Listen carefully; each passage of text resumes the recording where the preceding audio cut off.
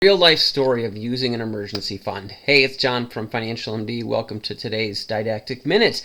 I'm going to get real with you. I talk about an emergency fund all the time. I really encourage people to get that going. That's kind of a step 2 in the 4-step resident roadmap process. It's part of the safety net. 3 to 6 months of your fixed expenses. How do you do it? That can be another topic for another video.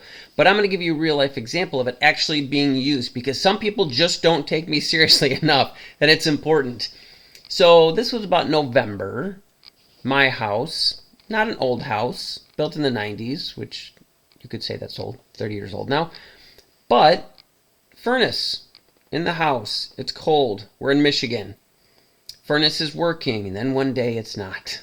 Now I went down and looked at this furnace, and I knew, because I bought this house for my parents, that the furnace had been replaced probably 10 years ago, maybe 15, but probably somewhere between there.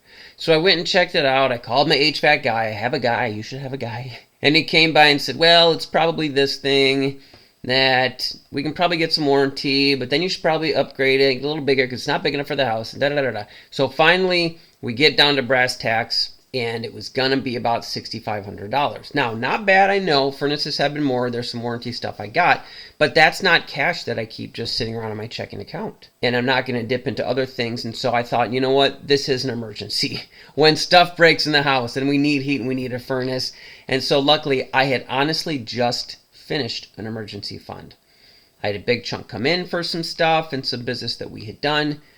And I had enough. And so I was able to use that for an emergency fund, no credit card use, patted myself on the back, told my wife, got some brownie points there, and I actually used my emergency fund. So that solidified it for me. It always was. Hopefully that solidifies it for you. Get that going. Start something. Pick $100 a month, $200 a month, whatever the case might be. Find a separate account that you can't log into and see every day. Protect yourself from yourself. Get that emergency fund going. For more info about emergency fund, other topics, be sure to check out our other videos on TikTok, Instagram, YouTube, Facebook, Reels. Get this stuff in your head. Don't be scrolling through stupid crap on YouTube. Get this info. Get smarter.